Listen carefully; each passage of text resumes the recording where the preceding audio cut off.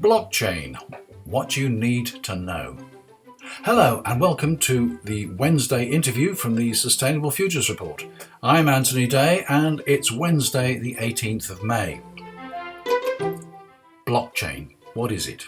Is it important? Is it sustainable? How does it relate to cryptocurrency like Bitcoin?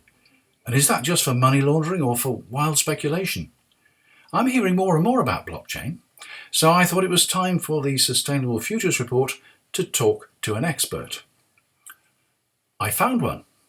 He's called Anthony Day.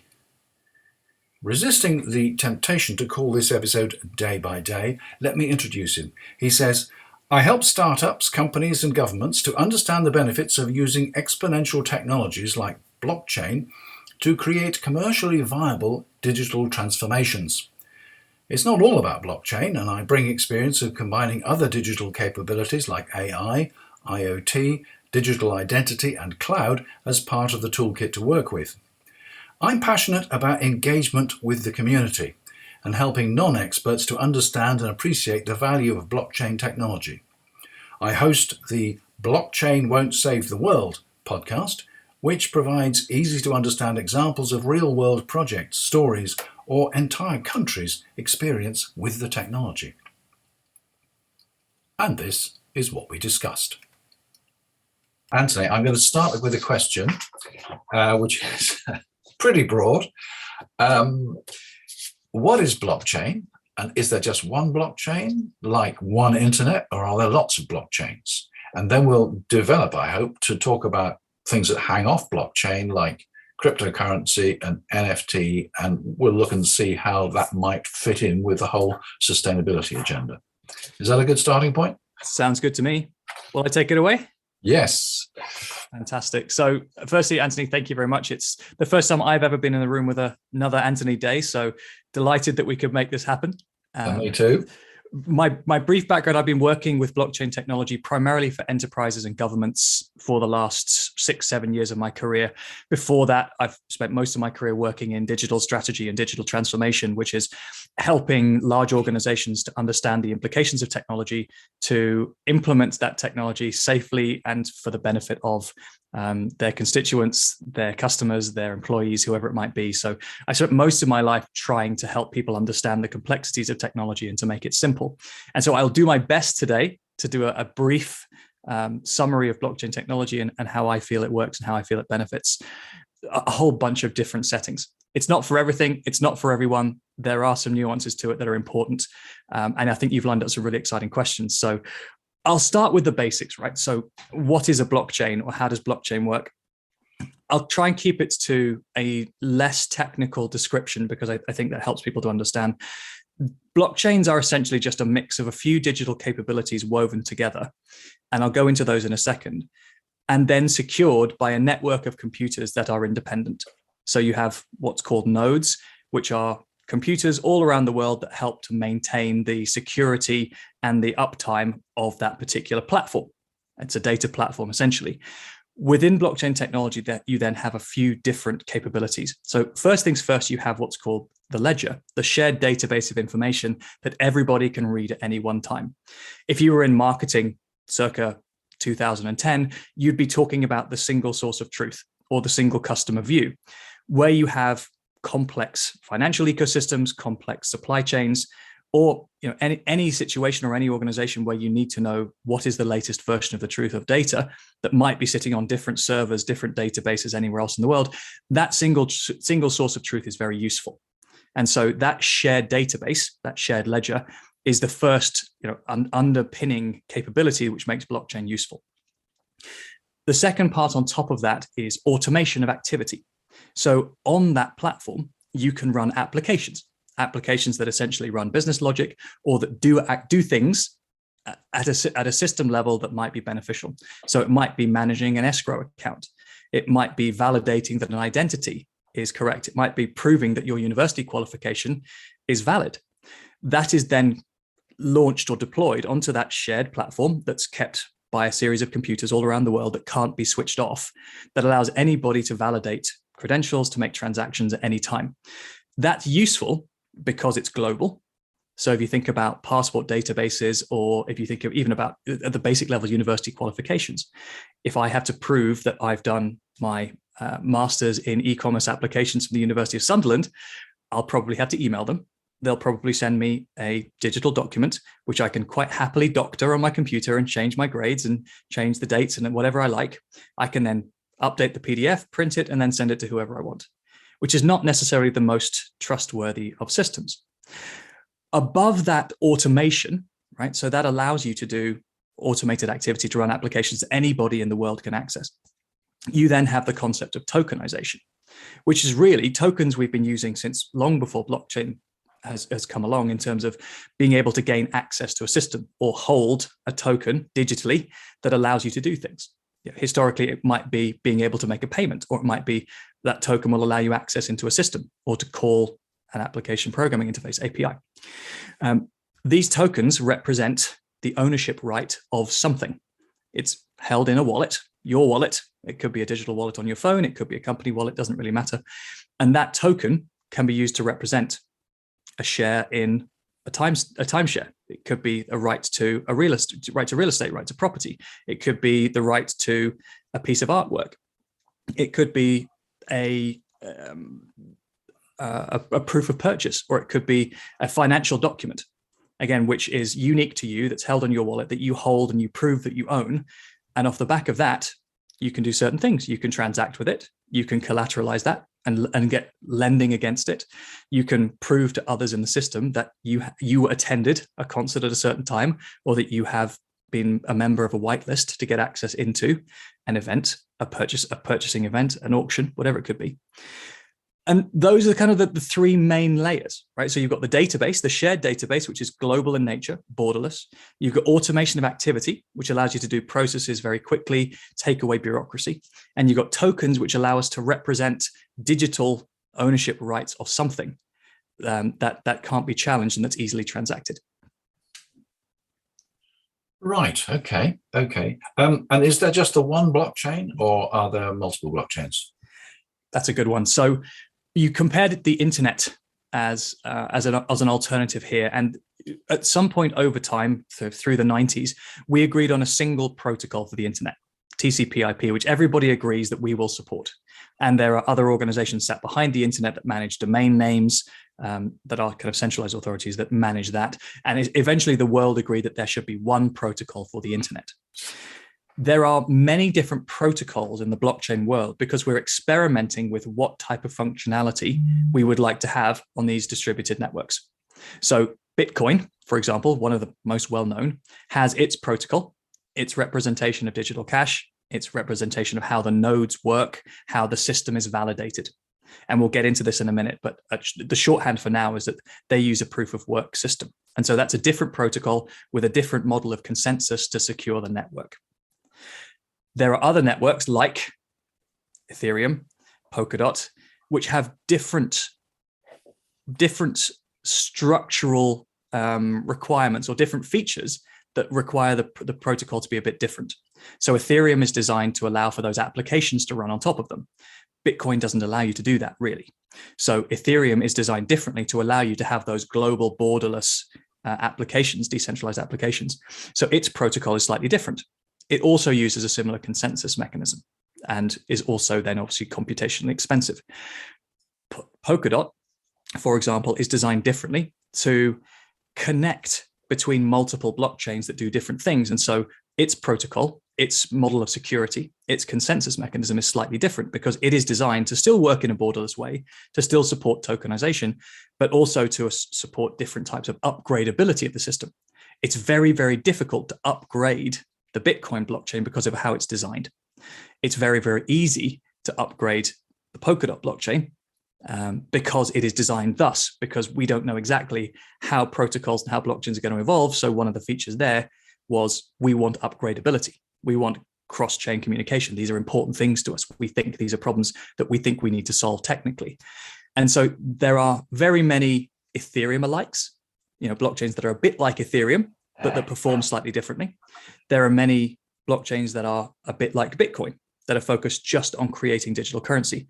And then there are a whole raft of other protocols and models of consensus that maybe based not on proof of stake or proof of work, but that have based on that you have provided Wi-Fi service and support to the network.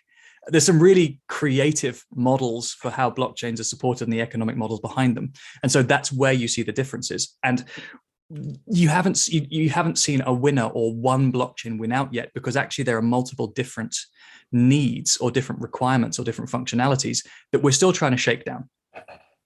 Okay, right. Now, you've been talking about Bitcoin and Ethereum, both of which are cryptocurrencies. And there are other things which hang off blockchain, like NFTs, which we'll talk about in a moment. But there are multiple cryptocurrencies. I think there are more than 100 and perhaps more even than that. Why? Why have we got so many cryptocurrencies? Great question. So at a very basic level, every public blockchain has an economic model for supporting it, because you need to have nodes and computers to support the uptime of the network. You want to create some economic incentive for that system to be supported and secure. If you provided it pro bono and you didn't create any incentive or disincentive for good or bad behavior, the network would be utterly chaos. You wouldn't have any way of keeping everybody in a win-win situation where good behavior on the network plays out. Those supporting the network are financially rewarded because it costs computing power, effort, time, governance. All of these things typically will have a token behind them. And so wherever you see a different flavor of public blockchain, typically you will see a token that represents value of the network. Now, the functionality of those tokens can differ dramatically, right? They can be, in the first case, they can relate to investment, equity in the platform. I will buy these tokens with the expectation that the ecosystem, the economic environment within that network will grow over time. Right? If you look at Ethereum, I think it's something several billions. If it were still based in Canada, it would be the largest institution that Canada has ever created. Right? Multiples of billions of dollars of value on that network. And so if you bought Ether, the token of the Ethereum network early on, speculating that that would be a great place for economic activity to take place, the token would have increased in value because there's high demand for it. Other networks, it's more based around utility. It's just saying that a token on this network represents your right to access a product. It might be your right to vote on the network. There are other more complicated multi-token blockchains as well that relate to keeping a stable coin, which is essentially a way of avoiding volatility with tokens, because speculation and early stage technologies always are highly volatile. And if you want to transact borderlessly in, let's call it, the blockchain equivalent of dollars, that's going to be difficult if the price keeps going up and down 10% every day. So there are other tokens that represent the ability to create stability on the network as well. Okay, but you talk about potentially the largest organization by value in Canada, but there's nothing behind this, is there? It's a modern day South Sea bubble, isn't it? You have activity, and I'm not the best person to evaluate all of the monetary or economic factors that cause tokens to increase or decrease. But ultimately on that network, you have computing power. You have the energy that's used to provide the security. You have applications that are running real world activity. That could be financial activity, that could be trade activity. There is activity happening on that network. And so you can value that. Or those people who are using the compute on that network, or those people who are using the applications on that network, can create or can calculate the opportunity cost of using a different method of transacting, or a different method of using a different application, or doing things manually, or doing things in whatever the reference system was there.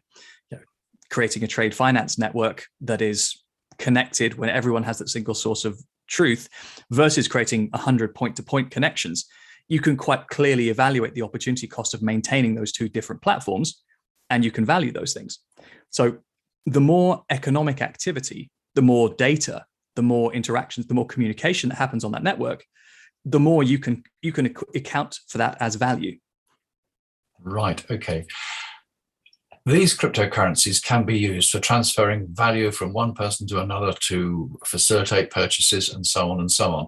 But another aspect, which I might even call a fairly arcane aspect, is the idea of Bitcoin mining or cryptocurrency mining, which is the use of computers to solve algorithms in order to actually create new Bitcoins. So eventually, when you've solved the algorithm, a new coin pops out and it's worth whatever the current market value is. But there's been a lot of controversy about the fact that to carry out these calculations, you need enormous computers, and they use a very significant amount of electricity. They say that if you look at all the cryptocurrency mining operations, they're up there with nation states in terms of some of the electricity they're using. Now, first of all, is that going to continue forever? And secondly, if we're just running a blockchain, are we using that amount of electricity? Or once everything stabilizes, are we actually going to reduce electricity consumption? Yeah, great question. I think the first thing is I'll give you kind of a quick run through that there are probably 3 generations of blockchain that Bitcoin was created in the 2000s. Ethereum was created in the 2010s.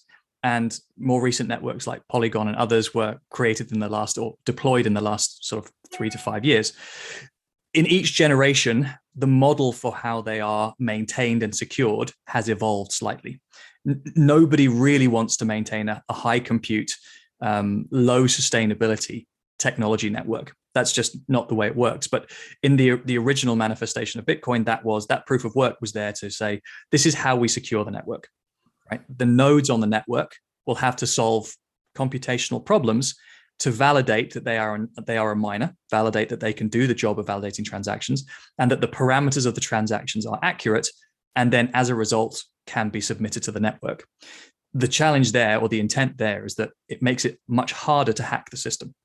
The more nodes you have securing the network, the more randomness you have in which node might eventually end up validating the transaction, the harder it is to hack, the more secure that network is. And so the amount of computational power required today to take over that validation or to hack the existing mining network is very, very, very, very hard. And when you have billions of dollars of economic value going through that network, you want it to be that secure. And so if you look at the amount of energy or electricity used to support the traditional retail banking network or the capital markets, it's astronomical. And I'm not saying that's a bad thing. Right? But a lot of energy and compute is being pointed towards securing those networks as well as the Bitcoin network.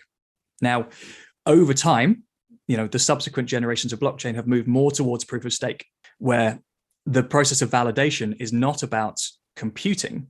It's about staking an amount of money to say, I will stake $10, $100, $1,000 that this transaction is accurate. If it is found subsequently that it's not, I will lose my stake, and my economic value, my reputation on the network is at risk. So a different model that requires not more computational power than a traditional refresh of a website. So if you look at proof of stake blockchains, the energy efficiency relative to Bitcoin is much, much, much smaller, thousandths of times smaller. That is not to say that they are green. They are still using energy. They are still consuming electricity, as are we recording this podcast, as are most of the rest of the world when they send their emails every day. There is a bigger meta problem relating to the sustainability of cloud servers and sourcing sustainable energy. There are many Bitcoin mining companies like Hut 8 in Canada or others that are fully based on sustainable or renewable energy, that are using hydroelectricity, or they're using wind, solar, geothermal, and they are trying to rebalance the sustainability of that network. But if Bitcoin is always going to be proof of work, it's always going to be computationally expensive. That's part of the design, and in some cases part of the appeal. But from a sustainability perspective, it's not a great story. Right. Now, you talk about security and how important it is that networks should be secure. But nonetheless, Bitcoin exchanges or cryptocurrency exchanges have been hacked. And very large sums of money have been lost. So how secure can all this be? Absolutely. A good point to be raised there, because the ledgers, the underlying network of who owns which tokens or which tokens are held in which wallet, was not hacked. But the intermediary, so an exchange is essentially an on-off ramp for people to exchange fiat currency, pounds, dollars, yen, for cryptocurrency. And that exists as a centralized organization. as it's essentially a bank, right? And banks get broken into, not, I wouldn't say all the time, but retail banks do have hacks. They do have phishing scams where people lose their passwords. Ditto when personal information goes missing from airlines or from other companies when their security is breached. Centralized organizations like exchanges or banks or airlines all face the same challenges. Somebody has a password. There is a database somewhere where a series of keys or a series of vaults exist, which can be accessed from the outside. And while value is in that centralized exchange, your money can be moved. That system can be penetrated. And so it's not a breach of the blockchain network as such. It's a breach of one of the intermediaries on the network that's facilitating transactions between either trading different cryptocurrencies with each other or is swapping in and out cryptocurrencies for fiat. And this is a challenge, right? So in a number of cases, some of the more mature exchanges now have insurance where if they have a hack or anything like that, your money is guaranteed in the same way as you do with retail banks today. So that's progress. But any system is as secure as its weakest point. And so a lot of practitioners out there will suggest that you manage your own cryptocurrency private keys. So you'll have a specific wallet, a specific USB key, where you'll have the private keys to be able to move or to swap or to transact on a network. And that's under your control, and you have to manage the physical security. So you'll have unusual things like you'll write your password or your seed phrase on a piece of paper. You might go and move that piece of paper to a physical location. You might separate it and put it on a number of different digital servers so nobody can see that one seed phrase in one place. It feels a bit retro, actually, when you get down to that level, but these are some of the challenges or some of the behaviors that are being created now because of exactly these sorts of challenges. Right, now, before we move on to other things which are based on blockchain, like NFTs, non-fungible tokens, one of the aspects of the whole cryptocurrency network is anonymity. And surely this is a vehicle for tax avoidance, tax evasion. And could this not be very serious for global economies and global governments? I love this one because this one cuts both ways, actually. If you were going to launder money, or if you were going to avoid your transactional history being monitored, putting your trust in a public ledger where every transaction is available and visible to everybody all of the time is probably one of the worst places you could do it.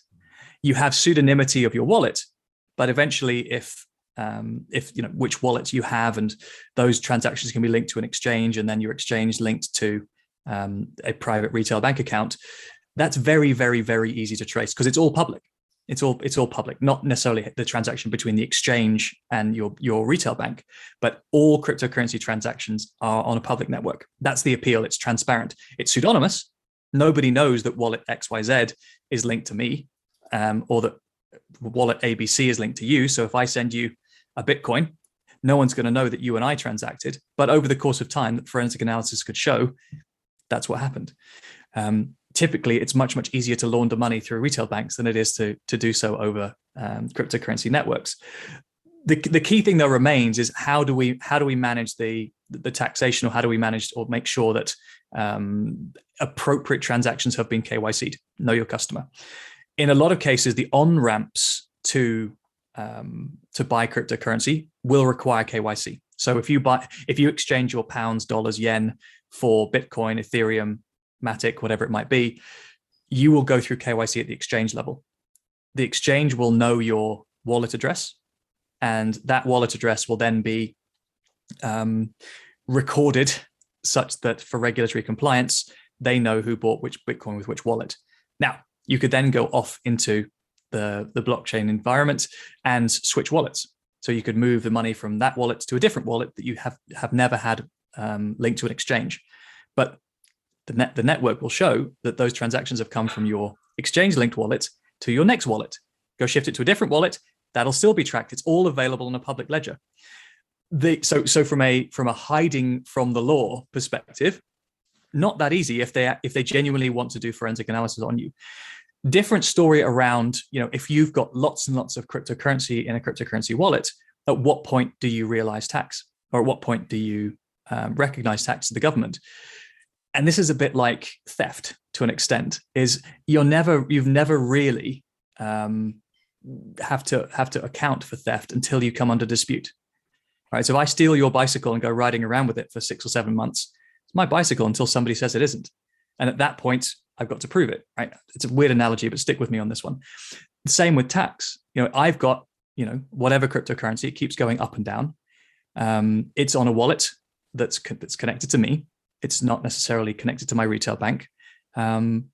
There's no forcing mechanism for me to pay tax. Tax isn't immediately deducted from my wallet, although there are some solutions that will calculate automatically your tax in the different jurisdiction you're there. It's like Inuit or QuickBooks, but for people who have crypto wallets, they can calculate all of that for you automatically based on the markets and based on pricing and so on. And we'll tell you, right, you've made $10,000 this month because the crypto markets are up, therefore pay this much to your local government. Or if it's gone down, right, you've lost $10,000, you have no exposure from tax. It is entirely at this point up to the individual, unless under dispute or unless the tax authorities come looking for you. And I think this is an important thing to note for people who are investing in NFTs and so on and so forth, or holding cryptocurrency, where they just think, oh, well, it's borderless, it's global. I can do what I want. It's my money. That's not strictly true. And so you can transact borderlessly. You can hold your NFTs and they can go up in value forever. But at a point where you realize those gains, or where you switch it back into fiat and want to go and then pay for something in the real world, at that point you have a taxable event, which under the law you should pay for. Okay. Well, now let's move on to NFTs. There's been a lot of news recently about non-fungible tokens, for example, representing works of art. And as far as I understand it, these are digital photographs of a work of art, and the purchaser has the inalienable right to this picture, not to the original, but to this digital representation of the picture. But as I said in my email to you, if they decide to display it online, because it's digital after all, anybody can copy it. So what has the purchaser actually got apart from bragging rights? You could argue the same thing for any piece of art anywhere. And I think it's important to do a deep dive on tokenization more broadly, because the concept of thinking that NFTs are literally just kind of JPEG pictures of monkeys is limiting in terms of what tokenization actually represents as a capability. But let's say I have the ownership right to the Mona Lisa in the Louvre. Anybody can walk into the Louvre, take a picture of the Mona Lisa, and then go and put that up on their wall. Yes, it's not technically the same Mona Lisa. And do I have private enjoyment of that Mona Lisa? No, I don't. But it is an original. It is authentic. There is provenance behind that is the Mona Lisa, in the same way that there is provenance behind the ownership rights to a particular piece of digital art. Now, who values that? How do you value that? Is open to discussion, right? And this feels in some cases more like a bubble than anything else, because it's highly speculative. The original Jack Dorsey tweet, the first tweet on Twitter, was converted into a digital image that he released that has an ownership right linked to it. It's represented by a token. And that was bought for, I can't remember, something like $3 million. It might have been more. I'll check it up subsequently. That person then tried to sell it on for $50 million recently. And the highest bid they got was something like $250 or $270, something like that. Nobody at that point in time was prepared to pay the asking price. Now, that's not to say that somebody doesn't value that tweet. In the same way somebody might value a pair of sneakers worn by Michael Jordan in one of his college games back in the day. Beauty is in the eye of the beholder. Are all of these pieces of digital artwork going to be valuable? Possibly not. Who values them? It may be of no value to the average person in the street, but for technophiles, or for people who want to own a piece of history, some of the first minted tokens on any blockchain, colored coins for Bitcoin, rare Pepes, and then subsequently things like Bored Ape Yacht Club. These are pieces of history in the progression of a technology movement. And those might be valuable to some people. They may be utterly worthless to everybody else. But as I said before, it's important to realize that it's not the JPEG here that's interesting. The concept of having that token, or the ability to represent ownership in something, digitally allows us to do a whole bunch of other things. So, for example, every time that piece of art is traded or that particular token is traded online, part of the transaction value can be shared with the original artist. So you can create a royalty mechanism that can exist perpetually and digitally, which is much, much easier to settle and reconcile than the existing music industry or the existing art industry. You then, as an artist, you don't have to wait to die to become wealthy. If your art appreciates in value because of your particular efforts or because of whatever it might be, you can enjoy that value at the time when things are being transacted. Right? It's not that you put it into the world and the secondary market is then of no value to you. So that's interesting. You can fractionalize art. So it could be that token represents a share in the Mona Lisa, not the whole Mona Lisa.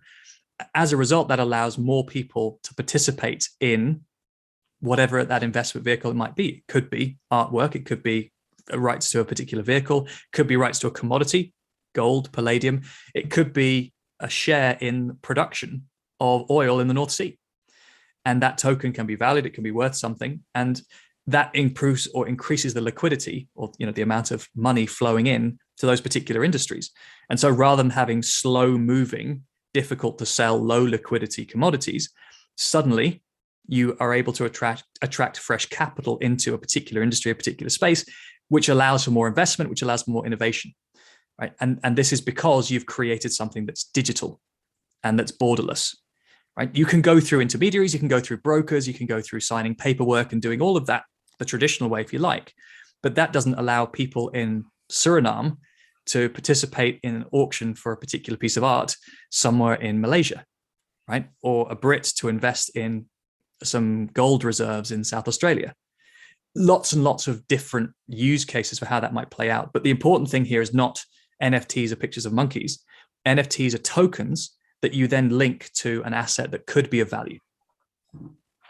All right. Following the token idea, certain industries, quite a lot of industries, but for example, like aircraft manufacture or the production of beef from farm to plate, rely on very closely controlled supply chains. So everything is traceable. Now, is that an application for blockchain? Very much so. There's three broad categories in which blockchain works, particularly around enterprise and government. It's provenance, as you describe, demonstrating or proving that something is authentic or that something happened. Identity management, which could relate to individuals' identities, the sovereignty of your identity, your ability to control your credentials, so you don't have to rely on a third party who could block you out. And then tokenization, as we talked about. So tokenization, I'd say we've probably covered that one. Identity management, super interesting. And the university credentials example I gave before is one of the analogies for this, is saying that we can create a borderless, censor-resistant, standardized global network for credentials or identity, which is useful in a bunch of different ways. What you're talking about here is provenance. And so, yes, the provenance of food, particularly one of the early examples of this was Walmart were having particular challenges around recalls on certain product categories. And so if you have thousands of outlets across the country and across multiple countries, if you're sourcing from multiple places around the world, if you have any particular issue with a particular category of produce, you have to recall, you have to get it off the shelves quickly. And if you imagine logistically, how do you find out which produce came from a particular farm or which produce came from a particular country and which produce do I scrap? Because if you can't do it within a very short period of time, you have to scrap the lot. And so, early on, Walmart were calculating. I think one of the senior executives said, I've got a packet of mango here I'm eating for my lunch. I challenge you, my team, to go and tell me, where did this mango come from? And it took them something in the order of 6 days to find out. Right. So if you're dealing in that particular case around food safety, that's not really acceptable. If you have the appropriate information logged by the appropriate parties on a shared data platform, rather than a number of different silos from the farm to the cooperative to the distributor to the warehouse to maybe the fourth party logistics provider, you don't own every step in that supply chain. So you've got data silos everywhere that need to be connected, or not, where paper may exist instead of digital. Right? There's different levels of maturity. If you can join up all of those silos, you can get to that information in milliseconds. Right? There are other areas where provenance matters, sustainability being an important one, regulatory reporting. If you think about particularly the challenges around scope 2 and scope 3 emissions for organizations, where's that information coming from? It's regulatorily required. It's sensitive.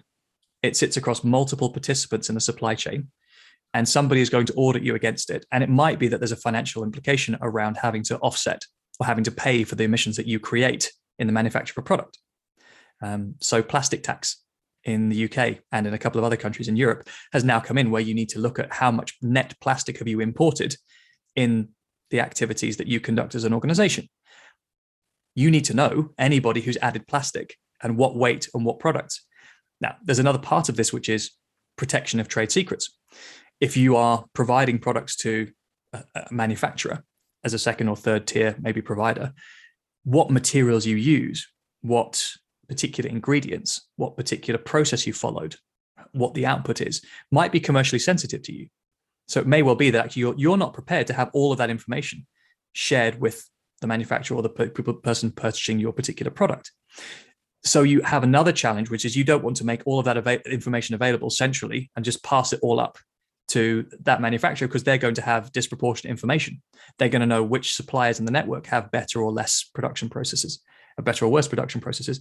And as a result, you put yourself at a disadvantage, right? Information asymmetry is massive. I mean, if you look at Airbus and Boeing, the original kind of oligopoly/monopoly in the aircraft industry, the airlines are desperately fearful that they get too much data because they can hold the entire industry to ransom, because you don't really have too much choice.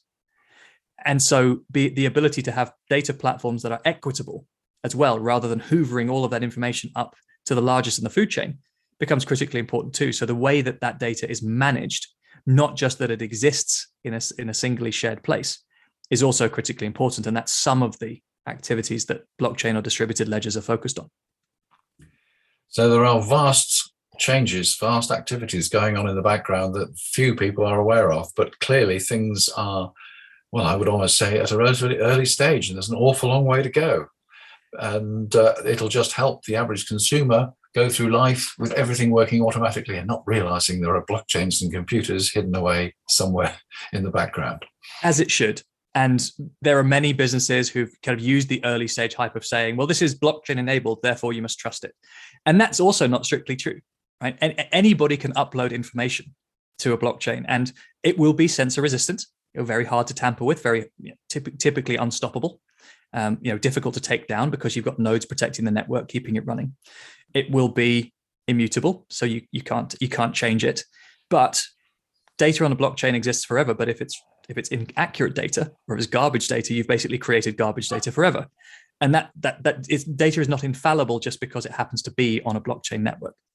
The important challenge, and this is where the digital transformation part of it comes, is in making sure that you've taken all the necessary steps to do the assurance of how the data gets to the particular network, that it is trustworthy. If we're doing our taxes and I just happen to type down a few things in my Excel sheet, maybe forget a few zeros and then just submit it to a blockchain, that's entirely fallible as a process for validating that data exists. Yes, everybody can see that data now, but it's not necessarily accurate. So there are other important things in digitizing the early stage of a supply chain. These are areas where typically there's low internet coverage, low digital maturity. So how are we enabling the capture of data early on to a level of quality that we then have to rely on later on? It might just be that all we're saying is it's a mango and it's from Suriname, right? And that's enough. Maybe we don't need to know exactly the type of truck or exactly the type of vehicle. We'll make assumptions on that later. But these things become critically important. Being able to track information coming from sensors and machines so that we can do real-time auditing becomes critically important. But then who's auditing the sensors at the same time? So there's a huge transformation requirement that sits behind digitizing and assuring these real-world processes. And the short answer is don't send a person to go and do a manual audit once a month, because what about all of the other 29 or 30 days during the month where other things might be happening? So we have a bigger challenge around digital maturity that's not just, can I use a distributed ledger or blockchain, which allows me to do automation and tokenization? If you're providing a commodity, if you're allowing people to have a tokenized share in gold assets or palladium assets, how do I know they're there? How do I know that that actual gold exists? How do I know I'm not being scammed? Right? Some really complex challenges that go far beyond what the user experience looks like, what the application looks like in terms of me having an ownership right in that token. You might notice some differences around the type of wallet you have to download and how you manage the security of that wallet if it's not being looked after from, custodially by somebody else. That will look and feel different. And that remains one of the challenges around having people understand how to manage wallets that manage tokens on blockchains. But the rest of what happens behind should be obfuscated from the end user. However, the business case and the transformation should not be obfuscated from the organizations that need to do it, because it's expensive. It is non-trivial, the amount of investment that's required to make those changes or to enable those things to happen. But the other side of the equation, in terms of the value created, the cost saved, the risk reduced, should stack up to the investment required to make it happen. Anthony, you have shared with us a vast amount of information, and I think listeners will be pleased to know that, as usual, it will be transcribed and it will appear on the website. So if they want to go back and read it through, it's all going to be there. But I think you've broadened my knowledge, certainly, to a very great extent, and I'm most grateful to you for taking the time to do so. Likewise, excellent questions. I've really enjoyed the discussion. Hopefully, I've demystified or simplified some of the issues at stake here, because it's not simply blockchain is the next best thing and it's going to save the world. It's not in isolation. There's a huge amount more to it in terms of what it is that we do with technology. In reality, in any setting, technology is just a series of capabilities that we use to help do the jobs we've always tried to do better or different or more efficiently or with less risk. And ultimately, as you look at any application for technology, you make those evaluations yourself and say, is this a good thing? Does this make sense? Is the user experience good? And I challenge everybody out there as they're thinking about technology, do I understand what it's bringing from a capability perspective? Does it make sense? Or should I go and do a little bit more reading? And so if any of your listeners would like to reach out to me or have any questions following on from this, I'd welcome them to reach out to me on LinkedIn. If you type in Anthony Day into LinkedIn, you might get you or you might get me. So people will have to make the choice. Both with beards, both wearing glasses. So people will have to do a little bit of digging on that one. And also, I produce a podcast as well. So I produce a show called Blockchain Won't Save the World, deliberately ironical title. But over the last sort of 2-3 years, I've been focusing on helping to produce some education, some compelling stories, hype-free, that help people understand how is blockchain technology being used today in different domains. Also, the more recent shows have focused on the history of blockchain technology in particular countries that I find really interesting, or that are taking a really different approach to how to apply the technology. So countries like Canada, Japan, the UAE, Malta, Brazil, the Netherlands, Germany. If you have an interest in understanding national cultures, technology culture in different countries, and want to learn about blockchain along the way, please do stop by and check it out. Well, thank you. I'll put your LinkedIn link on the website. I'll put a link to your podcast as well. And well, thank you again. Thanks, Anthony. See you soon. And that was Anthony Day. And so am I. Moving swiftly on, once you start thinking about something, you seem to see it everywhere. Financial news about stablecoins, an idiot's guide to cryptocurrency from the BBC. I think that's a comedy. And an article about the environmental impact of Bitcoin mining in the latest Transform, the journal of the Institute of Environmental Management and Assessment.